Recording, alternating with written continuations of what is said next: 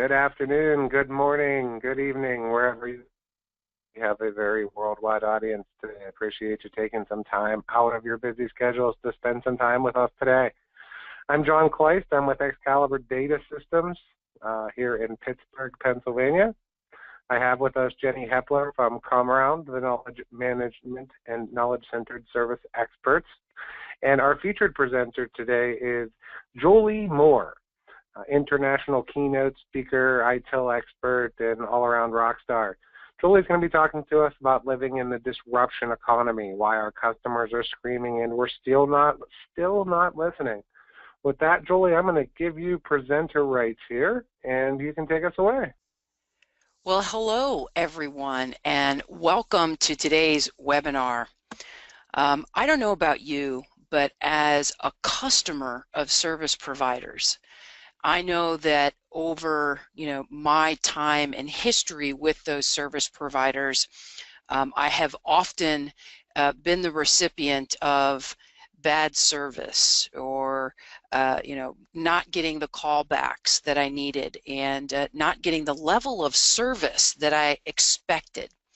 And despite having social media and the ability to fill out surveys, I'm still in that position with certain service providers where they're not delivering at the level that I would expect as a customer. And so we live in this economy today of disruption. And at the core of that disruption are customers just like me and just like you that have gotten to that point where their level of confidence in a service provider means they're finding new companies to do business with. They'll take their money and their vote of confidence to providers that give them what they're expecting. And so we have to be kind of careful with this in IT, because if we don't pay attention to what our customers are demanding, we are kind of dispensable. I mean, we are no longer tied to our customers. They have alternatives that they haven't had in the past. So I am very happy to be with all of you here today and bringing you this message of disruption.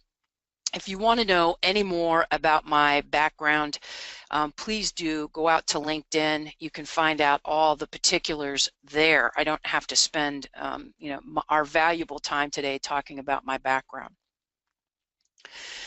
So before we start talking about disruption, let's first start talking about where we were and where we're headed as a society. We started off in what we initially called the agricultural economy, and this is where our predominant focus was on working the land, creating crops, using the land to generate revenue. And then somewhere around the invention, if I remember correctly, my history, the invention of the cotton gin, we really began movement into the industrial economy. We stayed in the industrial economy for a significant period of time, and then we kind of gently bridged into the knowledge economy. And most of you that are here in this webinar are either born or were during that transition into this knowledge economy. And what we're seeing is that companies that did a good job of bridging the knowledge economy successfully moved into the disruption economy. And we'll talk a little bit about that evolution and what has made it possible for organizations to begin disrupting the services and the industries that are very much prominent in society today. Now, there are some out there that argue we have moved into the customer economy. And from my perspective, I kind of believe that we're in disruption, and that at the focus of this disruption is us, the customer. So you can either look at it as we're in the customer economy or we're in the disruption, but it's very difficult to separate what we're doing to disrupt from the way that the customer is put at the center of this disruption. So remember the days when experts ruled the world, right? We were all those experts in IT. Our customers came to us because they didn't know a lot about the technology and the platform, and therefore, if it went down or that needed to be fixed, they came to us with very little knowledge about the technology, and we were the experts that came to the rescue, right? And this is, the first death of an established norm. Collaboration has really changed the way that we work as a society. First of all, when we look at, platforms such as Windows and the Mac OS, we disrupted this particular kind of very dominant force in our industry when Linux was introduced, where we have this very powerful platform that was completely built off the collaborative efforts across planet Earth. And what we found is that, especially around open source as a general kind of philosophy, is that we have people that are evolving these products and services without being paid to do so for the ability to disrupt, right? I remember picking Linux as an operating system and thinking to myself, okay, we are no longer tied to Windows, right? To me, it was like, the evil empire. I didn't want to put Windows on my machine because of all the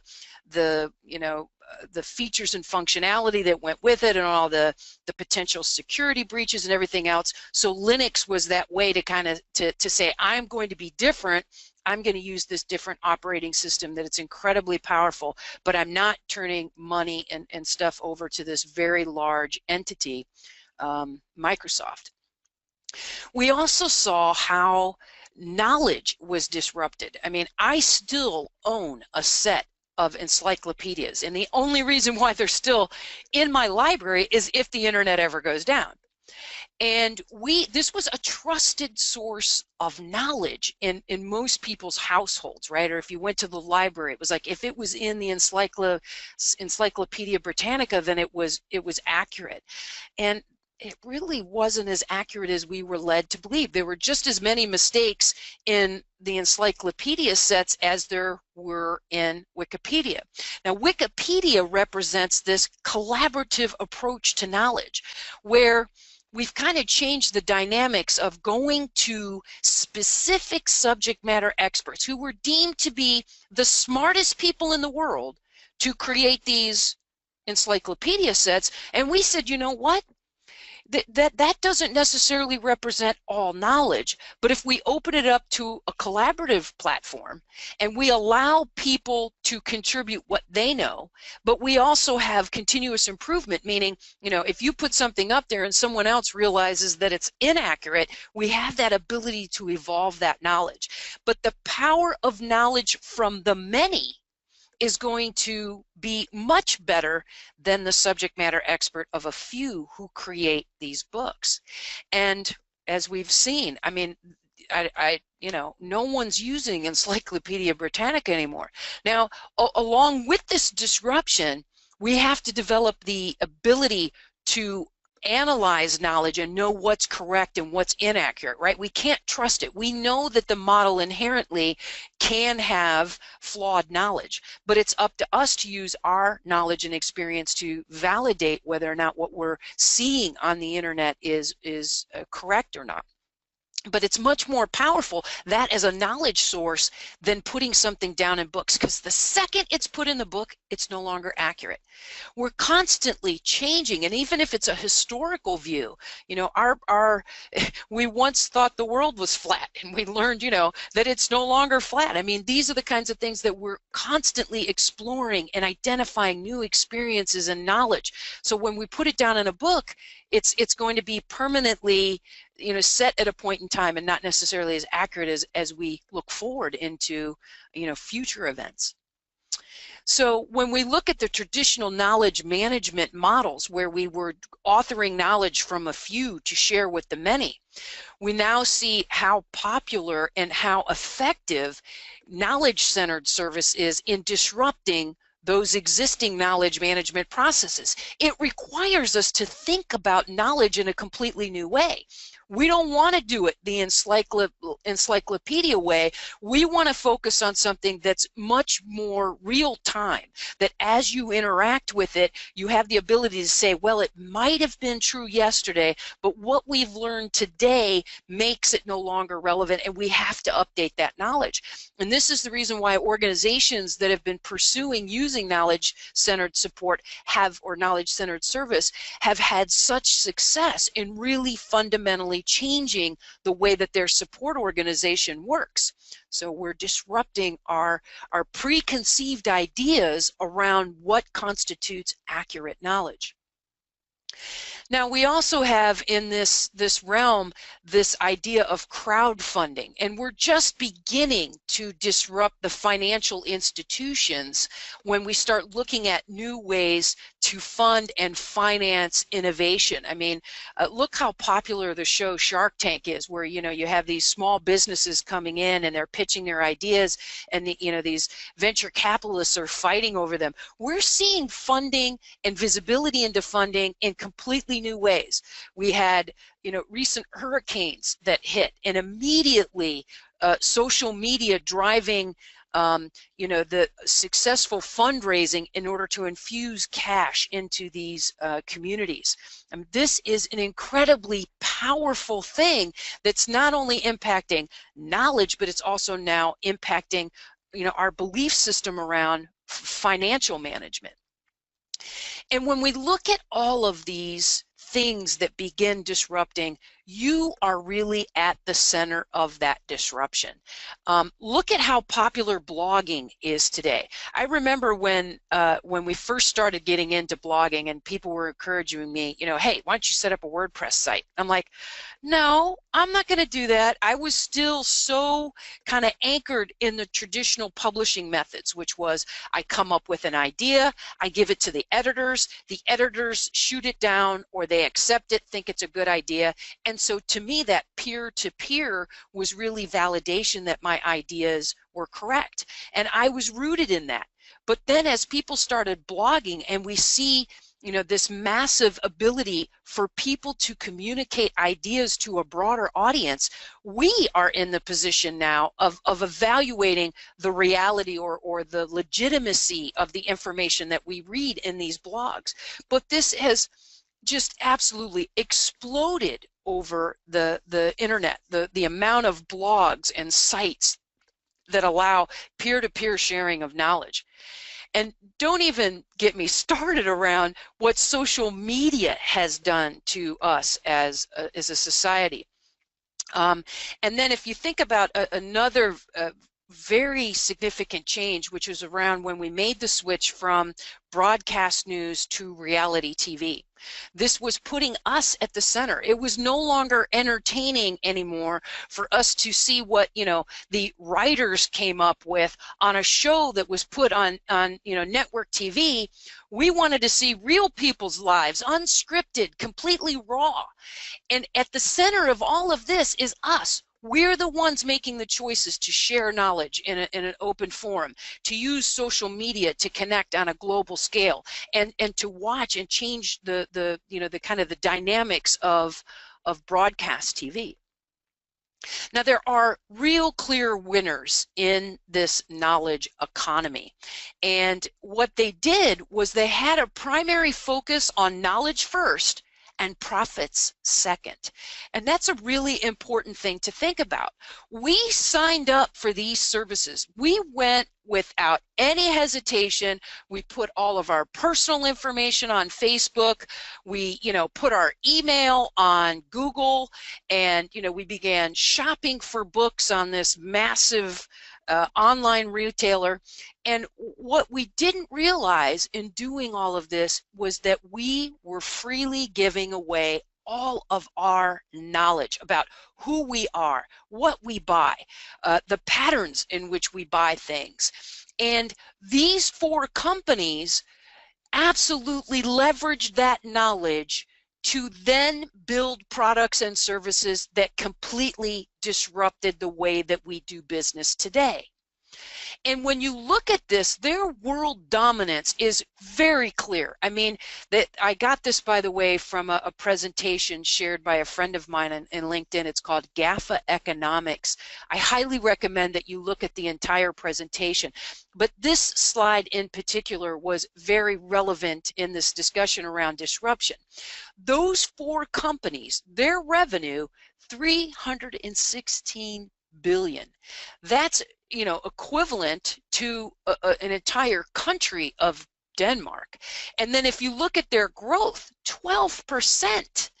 It exceeds China's growth, and we all know the significance of China's growth. So they were able to accomplish this, drive revenue, and experience this growth. But they started with knowledge, and they said, look, if we get information about our customers and we use that information intelligently, we can disrupt society and change the way that our customers do business. And we've seen this. We've had the slow death of many giants in our industry. And I ask, you know, who is going to be the next giant to fail? Tower Records, iTunes, gone, right? It doesn't even exist anymore, disrupted. We have Borders, right? A physical brick and mortar bookstore that, you know, I enjoyed going to on a weekly basis with my kids. We'd go and hang out and buy books. It was a family experience. You buy coffee, and in came Amazon. Borders was not quick enough to change their business model, and gone. Who would have thought that Borders would have ever gone into bankruptcy? Now we look at the urban mall. I don't know if you guys have ever been to a mall lately. I tend not to go just because I'm not a big shopper. But when I travel and I'm someplace I don't know and I'm kind of on my own, I'll go to a mall in the evening and maybe do a little shopping. And I remember I was in, I think it might have been somewhere in Nebraska, and I went into the mall and I was like, there were 2 cars in the parking lot.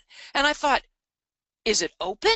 And then I go in, half the stores are boarded up. There's maybe 30 people walking around in the mall.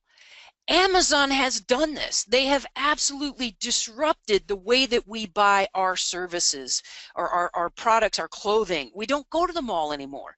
We can get what we want on Amazon. We can have it delivered tomorrow, and if we don't like it, they make returning the products incredibly easy, and we order something else. We are choosing to purchase over Amazon versus going to the urban mall.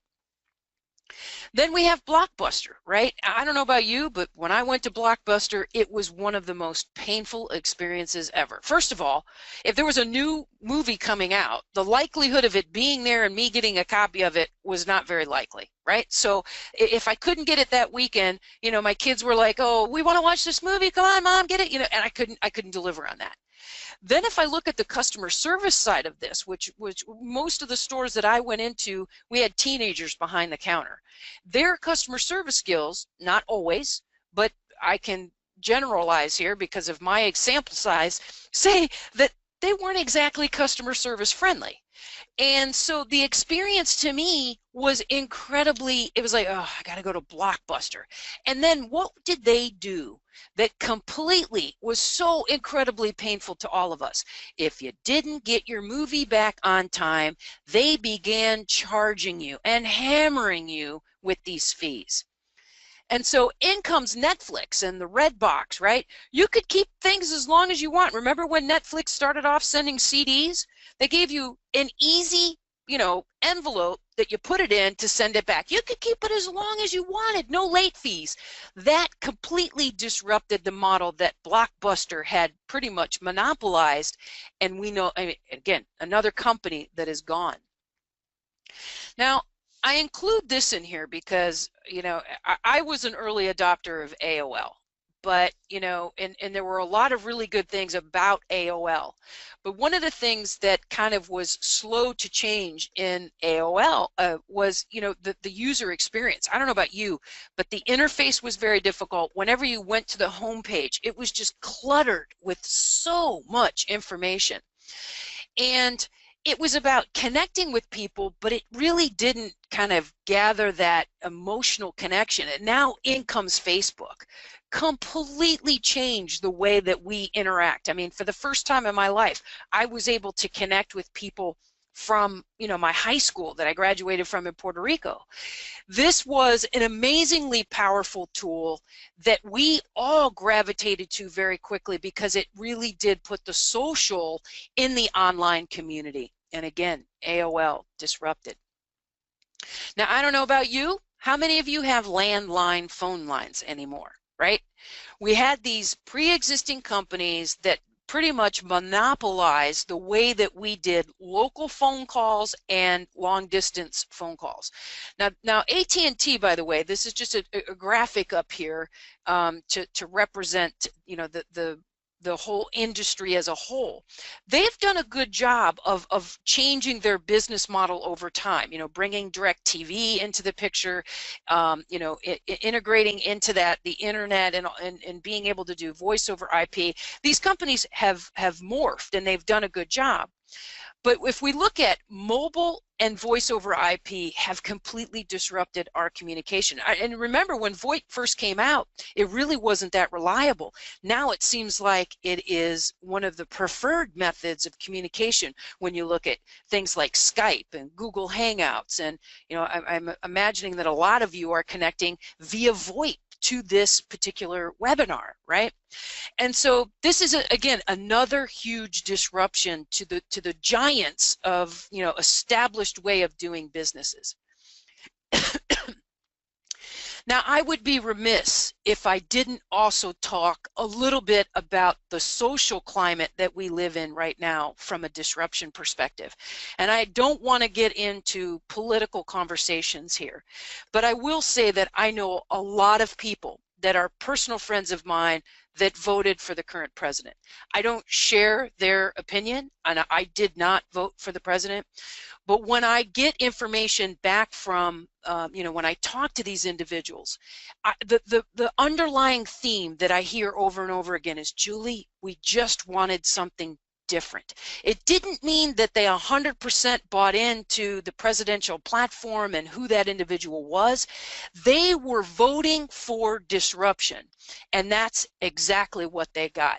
It has completely disrupted the Democratic and Republican parties as we have known them.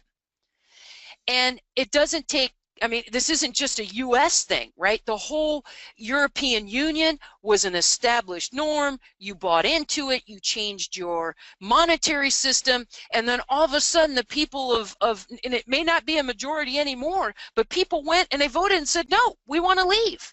And that has now disrupted the European Union. People were seeking change. We are at the center of this disruption. Good, bad, ugly, no matter what it is, we are the ones that are creating this change. It's where we spend our money. It's who we vote for in politics. It's where we choose to share our information, our personal information online. Now, there are many technology innovations that have made it possible for this change to occur, right? How many of you still have vinyl records, right? Digital music killed the vinyl. That was one major disruptive technology that changed a lot of industries. Then we have the mobile platform, which allows us to be anywhere in the world and connect to our knowledge and connect to our customers versus being chained to a desktop system. And I apologize, my dog is apparently enjoying the webinar as much as you are. Then we look at, cloud infrastructure. We now are putting our information up into the cloud in an enormous rates, right? We're saying we're not doing a good job of managing our infrastructures, and therefore we want to outsource that risk to someone who knows how to manage that more effectively for us. And so we've disrupted this, at one point in time, organizations just kept building more and more infrastructure, which made it more difficult and more difficult to manage it. And now, I don't know about you, but I have interacted with more artificial intelligent bots lately working with the companies that I work with than I have with human support. It takes me a lot longer to get to that individual who will be able to help me on the phone if I can't get what I need through the bots. And they're becoming increasingly more capable of understanding our needs based upon just free speech, right? I mean, we can say whatever we want, unscripted, and they're able to interpret that and provide information. We look at Siri, we look at, you know, the Google Alexa or Echo Dot, whatever, you know, and then there's just so much being driven through artificial intelligence today that we are disrupting the way that we interact with businesses, in addition, you know, to the fact that it's a major cost-saving, you know, thing for organizations to use AI over humans.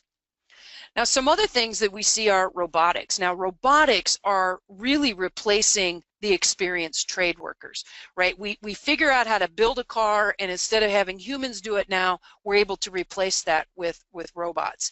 I think there's a University of Phoenix ad where they show the cartoonish structure of a factory kind of downsizing over time, where there's only one or two trades you know, workers still employed at the factory until eventually, you know, it's replaced and the young lady has to go back and get a degree. So we're seeing a disruption in this level of you know, tradesmanship that we have had over the years, where we've leveraged these people to create and manufacture and produce quality products, and that's being replaced through robotics. Now, renewable energy is really beginning to disrupt the fossil fuel. I know here in California, where I live, we're one of the most progressive states, and we still only have a fraction moved over to renewable energy. But if you look at countries like France, where they have had an extreme focus on this, I think it's up to 90–95% of their infrastructure relies on renewable energy. This is going to continue to be a trend because, one, we're running out of the fossil fuels, but the other thing is, as they become more and more scarce, the cost is going to go up. In countries, and the planet has really realized that if we don't do something to affect change, then we're going to have a problem not only with global warming, but a dependency on something that would really put us in a position where we would you know, be competing with others for those dwindling resources. So we're beginning to see a disruption here. And my last one around the technology is Tesla. You know, we've had these cars. We are so incredibly tied to our cars in the United States. We don't want to give up that four-wheel drive for nothing. If you go over to Europe, cars are much smaller. Gas is incredibly expensive. All these factors drive towards moving away from fossil fuels and investing in things like electric cars and being able to use mass transit in other ways than we do here in the US. And with the invention of the Tesla engine, we are now seeing the major manufacturers in these automotive companies, which are, if you look at just the picture up there of how many companies exist that have existed for a long time and really make a lot of money off of cars, are now going to Tesla and beginning to see the value of using their engines to reinvent the way that they're doing the way that they're creating and manufacturing cars in order to move away from fossil fuels. So we're beginning to see disruption here. So the death of these pre-established norms, I mean, these are either gone or they're going fast. And at the center of all of this is our choice. Taxis are still around, but who enjoys Uber and Lyft? I do. I don't have to call anybody. I don't have to figure out what the local company is. I don't have to pay high prices for all the medallions and everything that's gone into the regulations within the taxi industry. And we see it's disrupted. And it's done because we are choosing to use these personal rideshare over what these traditional taxi services are. we see the network, right? It used to be that we had to, and it's so funny because my parents are getting up in age, and trying to explain to my mother that, Mom, we don't have to wait till 5 o'clock to watch that. We can watch it anytime we want. And to her, when I begin to try to explain how we put movies in the cloud, it's completely, she's thinking about little white fluffy things in the sky. But we're really at the center of this. We have said, we don't want to show up and watch it when you want to give it to us. And not only that, we didn't like all the choices that we got from network TV. And so we see all of these other, we have Amazon movies, we have Netflix shows, we have HBO creating shows. We've got all of these shows that we're now getting through other vehicles that give us what we want when we want it. Network TV completely being disrupted. Travel on our own terms, right? It used to be you go to this very expensive resort hotel, $250, $300 a night, and then when you see that price tag, you say, wait a minute. I remember I can log in on Airbnb. Let me see if I can, find a place to stay that's close nearby that's going to cost me a fraction of what I would spend. We're able to now travel and go places and do things and spend our money on the things that make us happy versus investing half of our travel funds into the hotel. Disrupted. Education when we want it. Technology has really made this possible. But when you look at some of these very early adopters of doing distance learning, like the University of Phoenix, not all these disruptors have always done everything well, by the way. It's always been a learning experience. But this has disrupted the traditional brick and mortar education system. And it did so to the extent that many of the brick and mortar universities that were for nonprofit, right, they have had to begin to create online curriculum available all the time in order to meet the needs of their students. We're at the center of this. We spent our money where it made sense. I'm a graduate of the University of Phoenix. Why did I do it? Because I travel all over the world. I wanted to get a degree, but I couldn't be at home to get my master's degree. So this was a university that got me the outcome that I wanted, the advancement in my knowledge and skills when I wanted it, at the time that I wanted it, which was usually around 2 o'clock in the morning.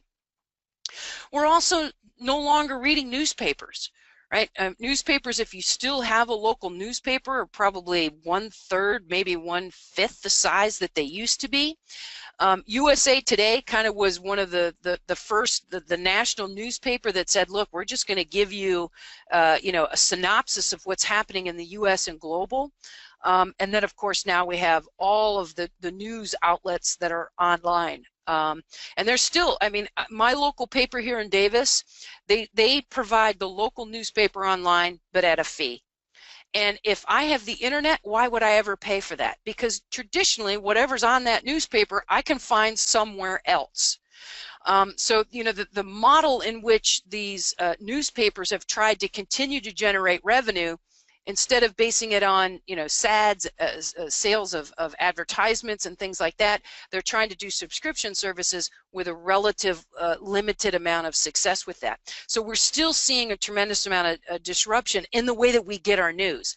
And of course, after the recent election and the uncovering of fake news, we can see the downside of that, right?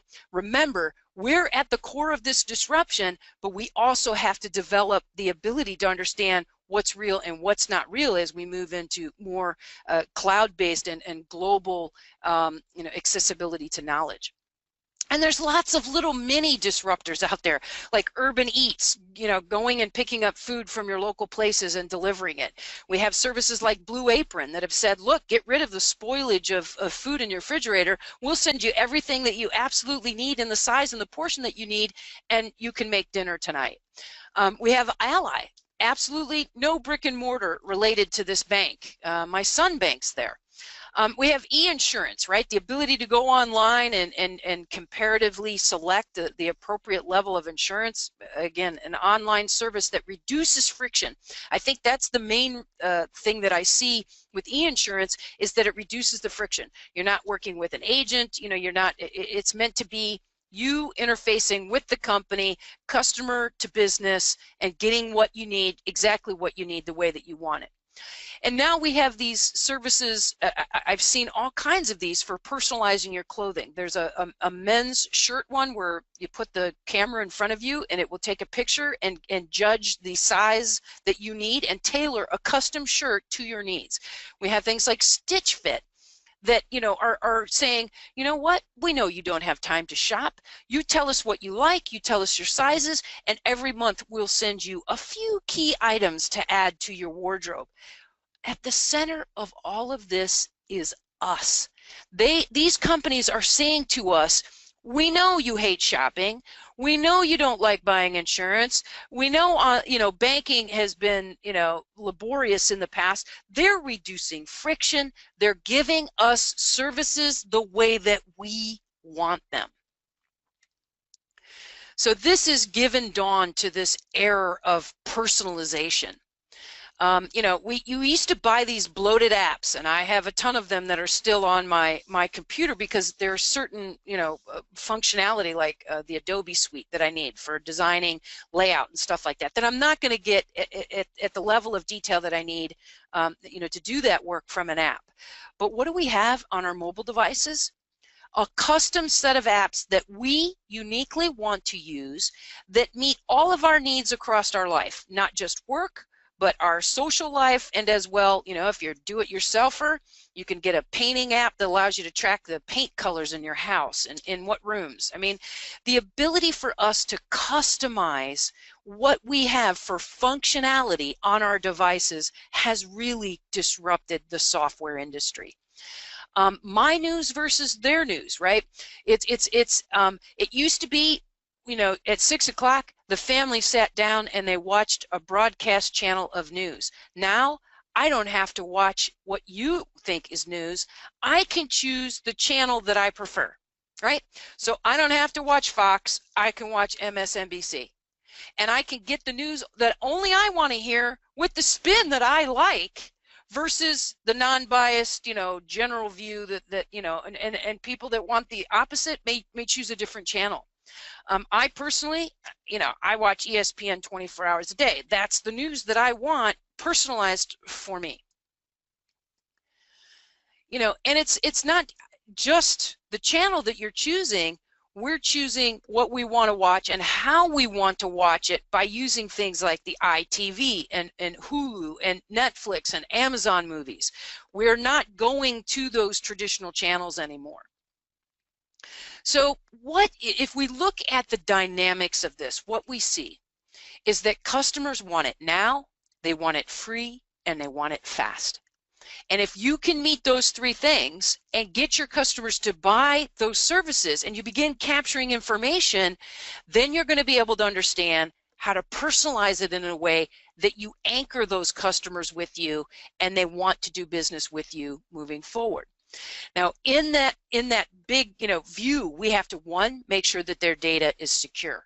Number one, if you're going to start capturing information about your customers, you need to make sure that you've got the security behind it, because our customers are getting more savvy about this. There's been so many public cases of knowledge being exposed that we want to make sure if now customers are saying, I'm choosing who to do business with, when I feel that they're a trusted partner, I will give them my information. We need them to give them their preferred channel. I cannot stand using the telephone to interact with companies, but you give me chat, or you give me email, or you give me an online knowledge base, I'm 100% sold. I love being able to use, you know, the different support channels in order to use a product or service. We need to be able to personalize the service, right? The services that they want when they want them. And it's not that we can't charge, but it has to be the value for the cost or enough of the free that we entice our customers to get there, combined with quality of service and quality of support. These are the fundamental pillars of what we have to do to gain the trust with our customers. And reducing the friction. When you look at your processes, we build processes, you know, in order to create consistency. And in many cases, those standardized processes have a lot of friction for our customers, a lot of wait time, a lot lot of steps that aren't value add for the customer. Like, I don't know how many times lately I have punched all my personal information into the phone only to get a live agent on the phone and have to go back through the process of entering and giving them all that personal information again. That's creating friction for the customer that is completely unnecessary, first of all, and second of all, incredibly frustrating for them. Not only have they sat on hold and worked through this complex IVR that didn't answer their question, it seems like they're starting over again once they touch a human. And so we have to look at these processes and reduce that friction. Remember, they want it fast, they want it now. So in comes the screaming customers. Our customers in IT organizations and with service desks are crying for change, and we're still not listening. And they are choosing methods to voice their concerns, their dissatisfaction in ways that are hurting the reputation of companies. I mean, think of how many flights a day United, right? How many flights every day? You multiply that by 7 days a week, 52 weeks in a year, and yet this one flight, I'm pretty sure everybody remembers what this picture relates to. By simply videotaping what happened and putting it on social media, it completely disrupted people's perception of United. I fly United all the time, and I hear the vocal complaints in the airport, right? If people are checking in and there's any resistance and there's any problems, they're immediately going, oh, it's United. You know, this one thing ruined their reputation in immeasurable ways. We see, you know, I chose to use LeVar Burton and the Twitter rant that went, you know, public a while ago, and the news media picked on it because I want to stay out of politics. But we have 140 characters to voice our concerns in a very public way. I personally have done this. My service provider had a quality of service attack, right? Denial of service attack, and I tried to call in and it kept hanging up on me. And I was like, are you kidding me? Put an upfront message on, you know, I build service desks for a living. I know what you should be doing, and this is not one of them. And I posted a Twitter, I just went up and put up a tweet how unhappy I was. And within a minute or so, I had 4 or 5 different hosting companies say, well, we would never do that to you. Come on over to our service. It has visibility, and we're putting ourselves at the center and telling companies no longer are we going to put up with poor service. And online complaints, right? This is a report that's come out that says, you know, who are the top 10 companies that are most disliked in the United States? Comcast, number 1. Can you imagine fighting the battle of trying to regain trust of customers and innovate the way that you do business in a way that you can overcome that? You know, the customers are really saying, not only do we want it free and fast and now, we also, if you're not going to give it the way that you've promised us, we're going to tell the world about it. Yelp is another great example, right? If I don't know about you, but I travel a lot, so I rely on these social networking comments to know, okay, where should I have dinner tonight? And if I see 5 or 6 reviews that are like really saying I wouldn't go here, or you know, that helps me to choose where I'm going to spend money. And the reason why I trust the source is because these are real people that have gone there and ate and are sharing their experience with me. In IT, we see this happening in new ways, right? The shadow IT. We're customizing things in a way, we're bringing in our own because you're not meeting our needs. You're too slow to change. We need IT the way that we want it, and our corporate entities are not providing it, and they're putting too many hurdles in, so we figure out how to do it behind their backs.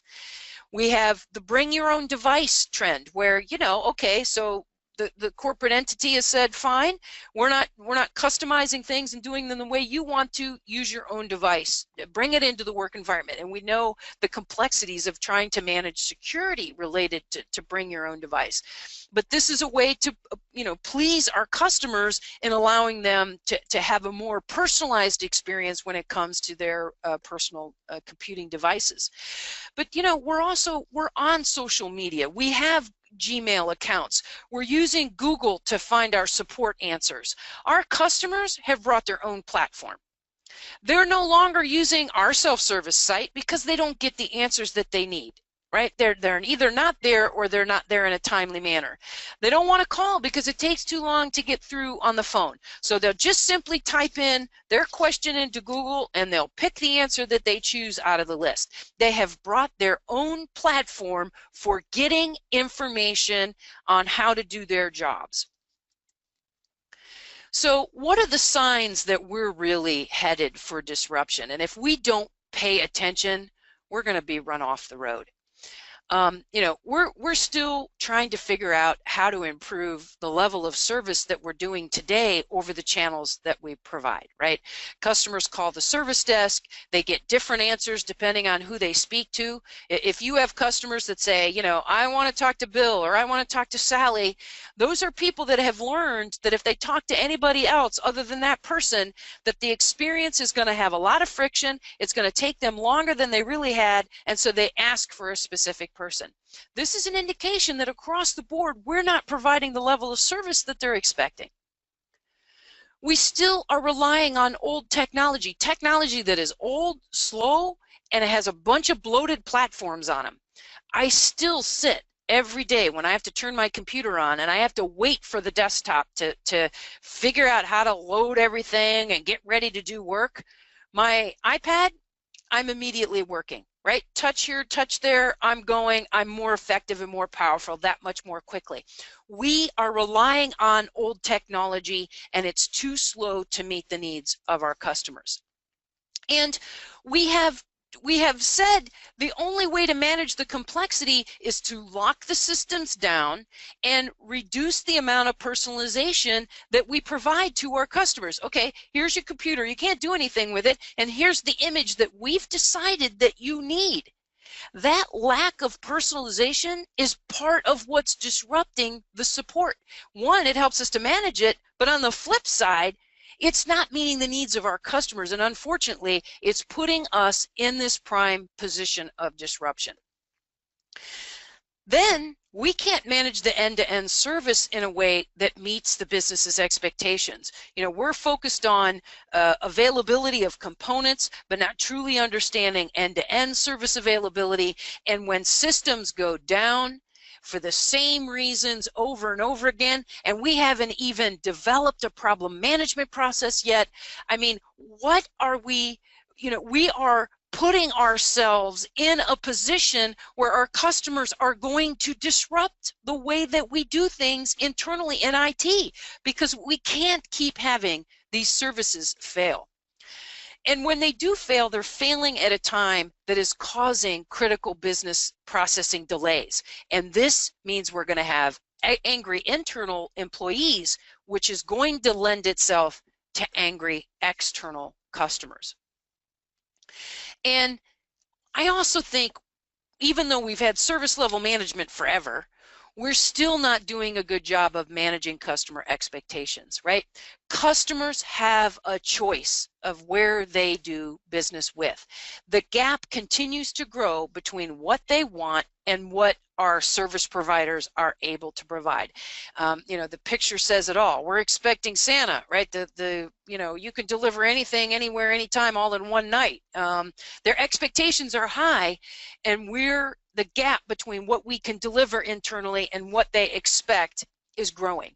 And when they're working with companies like Google, like Amazon, that seem to be always on, very little disruption, they're wondering, hey, you know what? Don't you guys do IT? Why can't you figure this out so that we have the same level of availability, the same level of personalization that we have with these other companies? So that gap continues to grow. So what can we do in our internal IT organizations, right? What is it that we can do?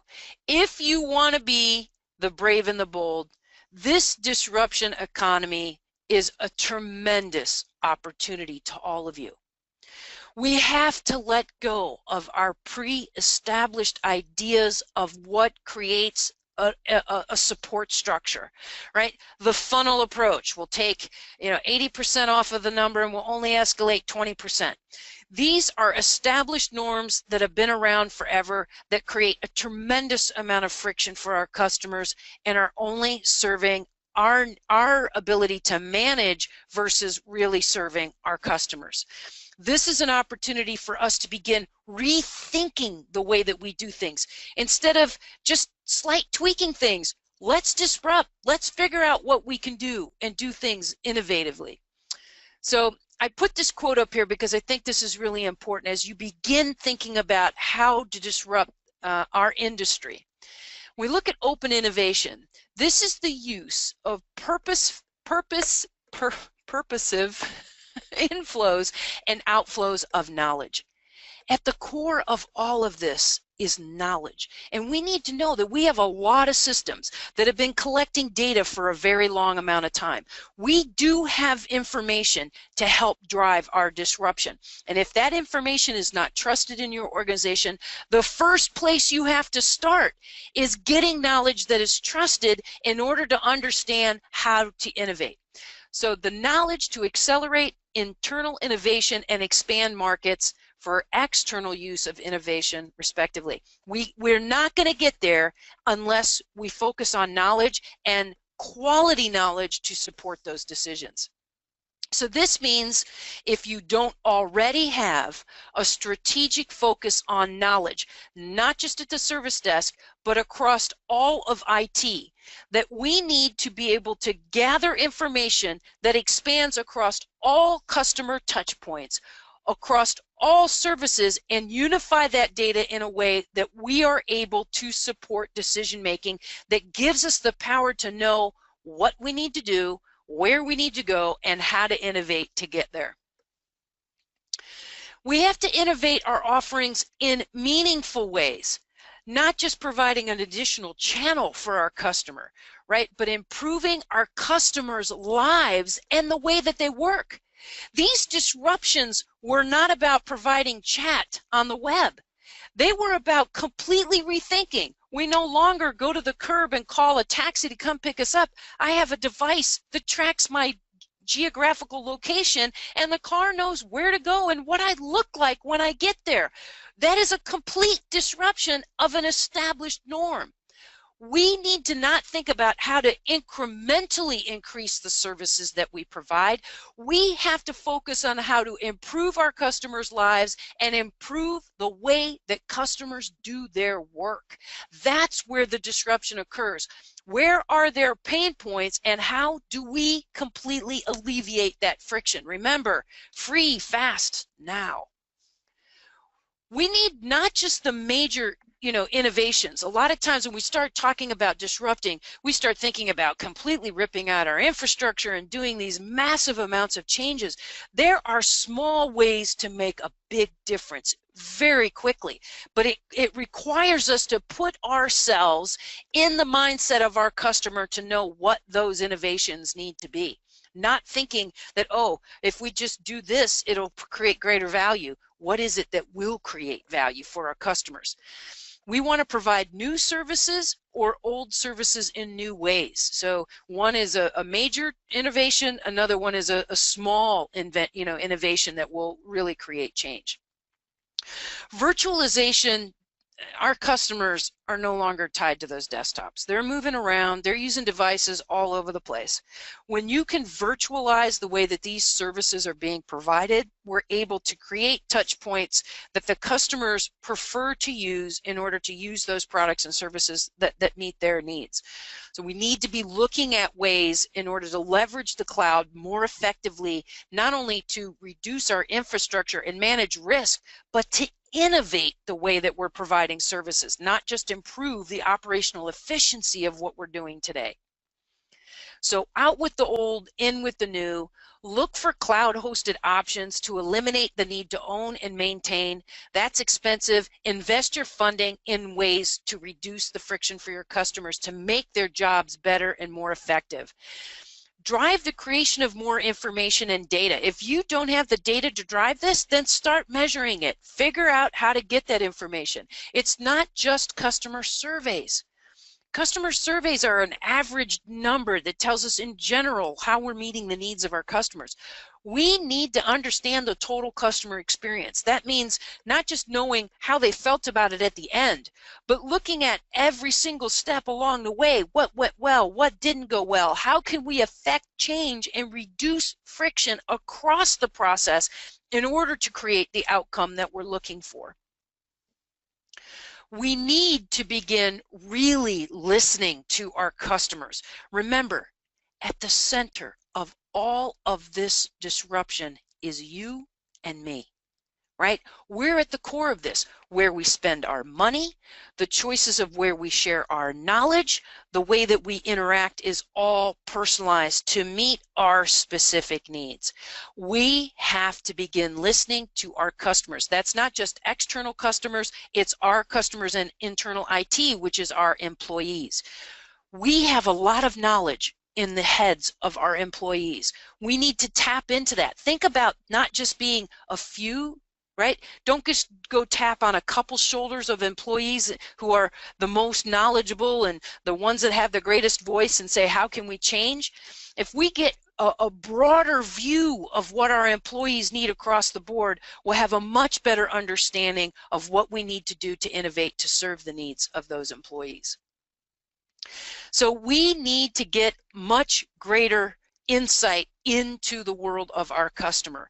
Understand the value proposition, what's important to them, what will make a difference in their lives in their day-to-day delivery of services, and develop innovative service models. Throw the funnel out the window, folks. Let's begin swarming. Let's begin, get the core knowledge that we have in a self-service site so that customers can gain access to it 24 hours a day. Why are we still thinking we're the experts?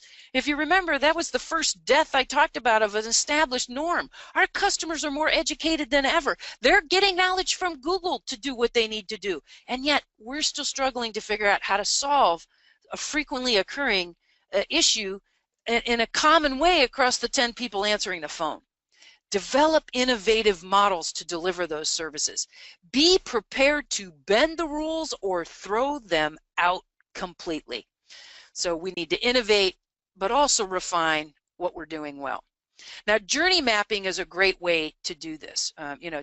Go through an experience. This is an example of a very negative experience that happened with one of my customers. And you sit down and you have the customer walk you through from the very beginning to the very end what happened. And you listen to the problems and the level of angst that they have related to each of these steps. Clearly, anything on the bottom half of this journey map is grief for our customers. It's friction. It's things that did not meet their expectations. And be prepared to look at all of these and say, how can we innovate? How can we disrupt the way that we're currently trying to manage this so that not only does it not happen as often, but it creates such a positive experience, right? Things break. Our customers know that. But how we manage that in the environment of when they break says more about us than the fact that it broke in the first place. We have to develop these touch points in a way that serve and meet the needs of our customers. This requires a cultural change. The people that work in your organization are the ones that are most likely to be able to do the things that make a difference. We need to invest in our people first, then work to engage those that workforce in order to innovate and create the change that we're looking for. The people at the core at this. Remember, we're at the core of this disruption. Our customers can be at the core of that disruption internally, and so can our people in IT. We need them engaged and passionate about work, and there's nothing like trying to innovate and blow the doors off the way that we traditionally do things that get people to buy in to creating change within the organization. We want to foster creative thinking and collaborative models. Stop thinking about people sitting in rooms and coming up with solutions on their own. Develop cross-functional teams that have the ability to look at the end from all the problem from all perspectives, looking at the end-to-end customer experience and coming up with innovative ways to use the resources and the people that we have in order to create greater value for our customers. Now, this was a very popular, Apple marketing a long time ago, but at the end of this presentation, it's the thing that sticks in my mind, is that we need to learn to think different, right? It's not about the pre-established norms. We have to look at ways to disrupt what we're doing. Knowledge is at the core of that. We can better manage the change with better knowledge. Make sure that we're categorizing our incidents in a way that we can reuse that information. Create similarity in our problem categorization and our request categorization and our change categorization so that I get the end-to-end view of incidents, problems, requests, changes related to my service, and using that knowledge to make incremental improvements, but look at ways that we can disrupt it. Not just thinking about how does the service run, but what does this service do for my customer and how can I make that better for them? It may mean getting rid of the bloated applications and coming up with things that address what they really needed and get them back to work more effectively. But that starts with all of us thinking about IT support and the way that we're delivering it, and remembering that we are primed and positioned for disruption. It's got all the markers of all of these companies and industries and technologies that we're no longer using. If we don't do something about it now, our customers are going to go somewhere else. So I just want to pitch and invite all of you to join me on Eddie Vidal's and my podcast, where we talk about authentic leadership and a lot of the concepts that we are talking about today in this disruption economy. And by all means, connect with me on any of the social digits that you see up here online. I would very much relish your feedback. I would love it if we could talk about this some more and you could share your ideas. I would take a problem. If you're looking at where to start, I would take a problem, a problem that exists today in your organization.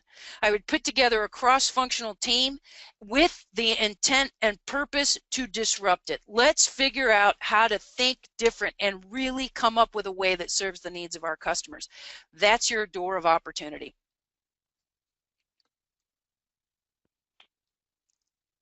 Thank you, Julie. Spectacular. In the interest of time, I think we're gonna shut things down here. If you have any questions, certainly hit up Julie on Twitter, send me an email. We will follow up with anybody individually, and look forward to collaborating again soon. Thank you so much, Julie. Thank you for having me.